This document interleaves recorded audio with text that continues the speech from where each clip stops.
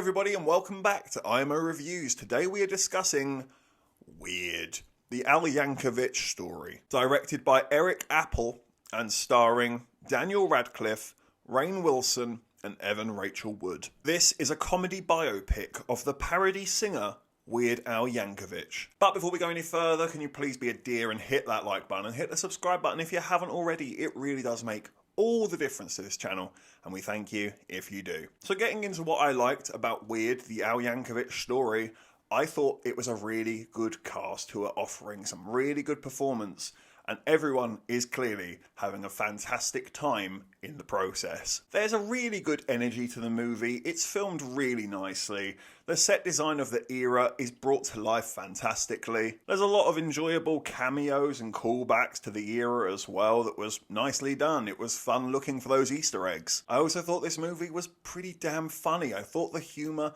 was really on point. It's so ridiculous, and yet that's what really worked for me. This movie walks a very clever line of taking itself far too seriously, but only to a point that they're clearly doing it just to be funny. And that could have gone horribly wrong, and yet I think it really worked. A parody singer gets a parody of a biopic.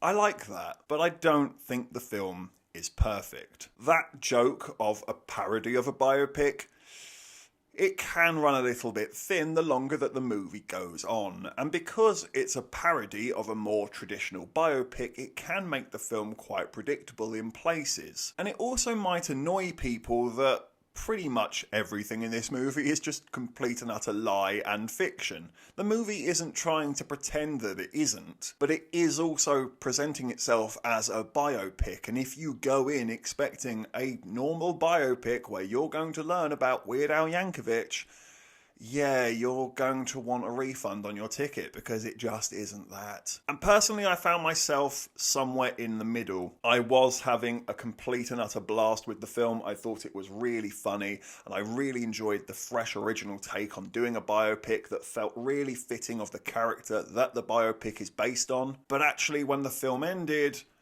I felt like I hadn't learnt a damn thing. I didn't feel any closer to Weird Al Yankovic as a person. I don't feel like I know him or understand his brain. And when you look back on it in that sense, it makes you wonder what the point was. In fact, this movie fantasizes so far that it sometimes throws real-life people under buses or paints them in lights that aren't the most favourable. I also thought the CGI in this movie was extremely poor, and I mean YouTube level of green screen poor. Yeah, when I'm looking at CGI and thinking, I might be able to do something like that on my iPhone, it's definitely not good CGI. I also thought the editing of this movie was just flat out bad. They keep on trying to slip in these funny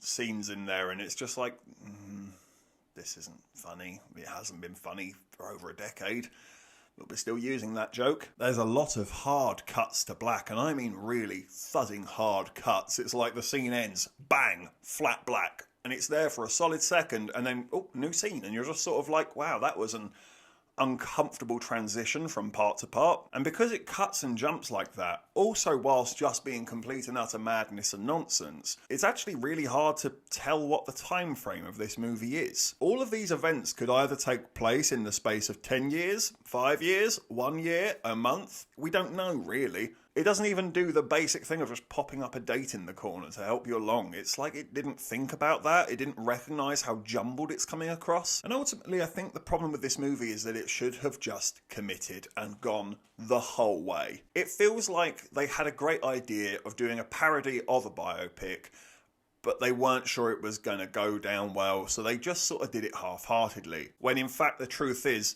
they were the best parts of the film, when it was just so utterly ridiculous that it was so obviously not true, and it was clearly just having a fun time. That's where I loved the movie. So I'm going to give Weird, the Al Yankovic story, an 8 out of 10. I liked its original take on doing a biopic. I I really enjoyed the humour. This is a really fun movie and everyone in it is having a great time. But sadly, I feel like they're sat on the fence with their own idea, and I think they should have just swung for the fences, because if they did, they might have just knocked it into next year. Thank you for watching this review. Please be sure to hit that like button and hit that subscribe button if you haven't already, and please do hit the comment section as well. Have you seen Weird, the Al Yankovic story?